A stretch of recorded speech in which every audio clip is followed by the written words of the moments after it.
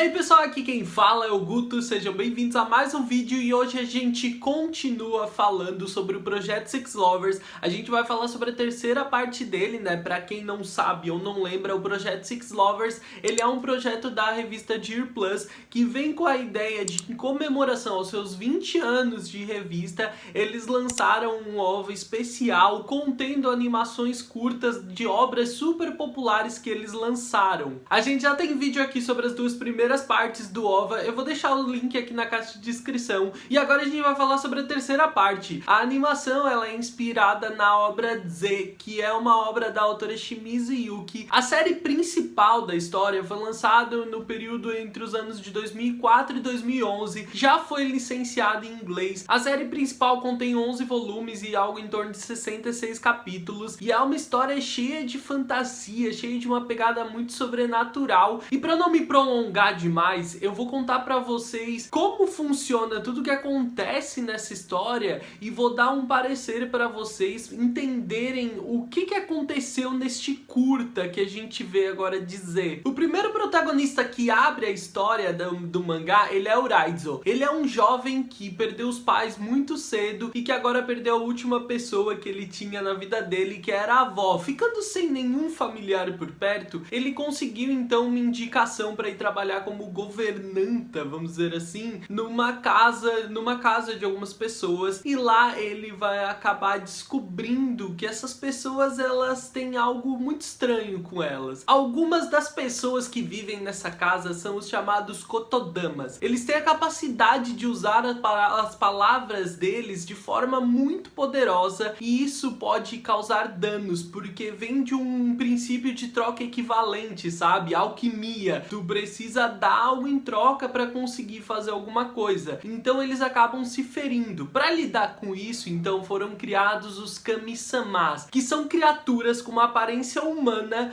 mas que são bonecos de papel. Eles são bonecos, eles têm personalidade e sentimentos próprios, mas não tem nenhum tipo de fluido corporal correndo no corpo deles. Então, tipo, eles não sangram e eles, através da troca de fluidos corporais com o seu kotodama ou através da toca, do contato com alguma parte mucosa do corpo humano, eles conseguem fazer uma troca com o mestre deles e receberem as feridas que os mestres recebem. Então eles meio que fazem isso para curar os mestres deles. Basicamente cada kotodama, cada pessoa com esse poder sobre as palavras, ele tem o seu kami-sama e existem algumas regras bobas, alguns furos de roteiro inclusive, mas por exemplo, um kami-sama ele precisa ser especificamente do mesmo sexo do kotodama. Um kotodama, quando ele não é mais útil, quando a pessoa não usa mais dele, né? Ele tem esse senso de dever de ser útil ao semestre o tempo inteiro, mas quando ele não serve mais pra nada, basicamente, ele se torna um hakushi, um papel em branco e ele some. Tem outras pequenas regras e questões em torno disso, mas isso é o que você precisa para entender a história de forma básica. Ele acaba se envolvendo com essas pessoas, a família Mitou. A gente tem também o Aki, que é o mestre de marionetes, o mestre de bonecos, que é o cara que cria todos esses kami-samas. Então ele vai acabar se envolvendo em algumas questões em relação a essa família. A família tem questões, né, que eles precisam resolver entre eles, além de ter todo um envolvimento e apego, e também essas questões emocionais que eles precisam lidar entre os seus próprios kotodamas e kami-sama. Ao longo da história, a gente vai vendo coisas, problemas, situações que aconteceram com cada um deles para conseguir entender o que levou eles a escolher o estilo de vida que vivem agora, né? Eu li há algum tempo a história, então eu não lembro muito bem de tudo, mas eu reli alguns dos primeiros capítulos para poder preparar esse vídeo e é justamente essa é uma parte muito interessante, porque a princípio parece que são muitos personagens, muita coisa acontecendo ao mesmo tempo, mas até que se desenvolve de uma forma bastante razoável, interessante. A autora se preocupa em dar núcleos para cada um, com exceção do casal Yuri, do casal lésbico que tem na história, porque elas ficam até bastante de lado, elas acabam ficando apenas como coadjuvantes na história toda praticamente. Um casal muito popular é o Shoei, que é o irmão mais velho da família Mitou, e o Asahi, que é um kami-sama. Eles têm uma relação interessante, íntima e complicada, e eles são bastante populares entre os fãs cenas da obra, a gente logo é apresentado então ao primeiro casal e a primeira dificuldade emocional que eles enfrentam, que é o Kon, um kami-sama sem kotodama, sem mestre, que vive na casa e acaba se envolvendo justamente com o Raizo, que é o nosso novo personagem, né, o governanta da casa. O Raizo vai se apaixonar pelo Kon logo à primeira vista e vai acabar querendo se envolver com ele, e quando ele vê o tipo de vida que o Kon tem levado por ser um kami-sama sem mestre, ele vai decidir que ele quer assumir esse papel, mesmo sem ser um kotodama, mesmo sem ter esse poder. Ele decide que quer se tornar o mestre do Kon e poder abraçar, poder acolher ele em uma vida digna, diferente da que ele vinha levando, né, usando o poder dele como uma espécie de trabalho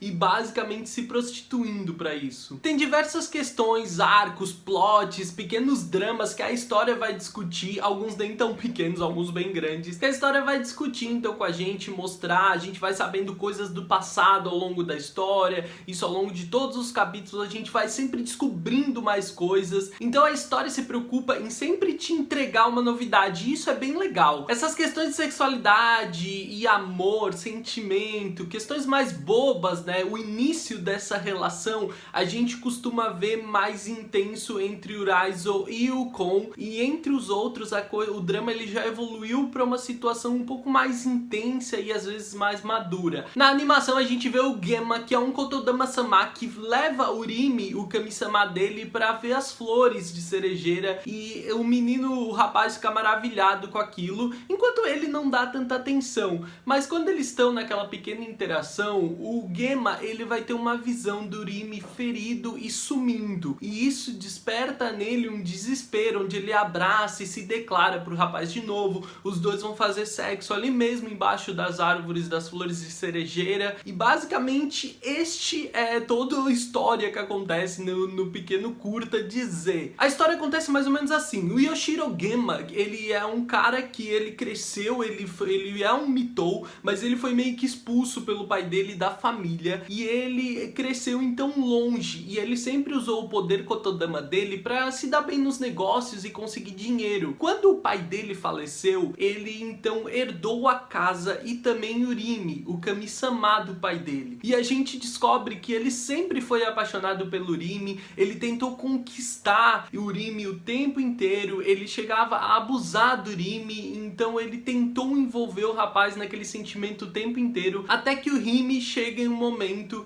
e se sacrifica para proteger o Gemma. Em uma situação onde um homem tenta matar ele, ele vai proteger o Gemma e ele acaba sumindo. É justamente aquela cena que a gente tem do Rimi ferido e sumindo, desaparecendo. Aquilo deixa ele em desespero, que pede ajuda pro Aki para trazer o Rimi de volta, só que ele volta sem as memórias que ele tinha. E isso parece muito triste, até o momento em que a gente entende na história, e que fique claro que você tá recebendo spoilers a partir daqui. Antes nem tanto, porque eu contei o básico do básico, mas aqui tem um baita spoiler. Então se você pretende ler algum dia, pode parar por aqui. Quando ele se sacrificou pelo Gemma, ele entendia que era o único jeito dele voltar para o Gemma, dele se entregar totalmente ao Gemma. Porque quando um kami-sama nasce, ele é vinculado a um kotodama, um mestre kotodama, para poder atender as necessidades dele. E o Rimi, ele foi feito pro pai do Gemma. Ele foi herdado, mas ele nunca conseguiria se entregar totalmente a ele. Só que quando ele foi renascido então pelo Aki, ele perdeu todas as lembranças, ele não lembrava nem do amor dele que ele estava começando a cultivar pelo Gemma, mas ele fez aquilo para ele poder basicamente que resetar a vida dele, começar do zero, e agora como um kami-sama que iria se entregar totalmente ao Gemma. Então a história deles é muito dramática, tem esse final é muito dramático, muito bonito. Toda a forma narrativa como a história do Gemma e do Rimi começa antes do renascimento dele, ela é super clichê, abusando de questões bastante violentas e problemáticas, mas no final, quando tudo dá certo entre eles, a coisa fica muito bonita e dramática, e existe essa questão de como um Kami-sama precisa lidar com aquilo, né? Eu achei legal a escolha da animação de focar nesse casal, porque eles têm uma das histórias mais dramáticas e eu acho que dos plots, reviravoltas mais legais de toda a obra. Então eu achei que foi uma boa escolha. Achei que a animação tá uma droga, né? Como as outras também, mas essa aqui, olha, essa aqui tá, meu Deus, das 3 que eu falei aqui no canal até agora, essa é de longe a pior de todas, tá muito feio, mas ela entrega o que a gente esperava e ela entrega tipo nada da história, é só basicamente um extra pra gente entender como segue a vida dos dois agora. Deixa aqui nos comentários o que você achou do vídeo, se você gostou do vídeo, se você tá gostando dos ovos, se você já conhece Z, o que você acha da obra,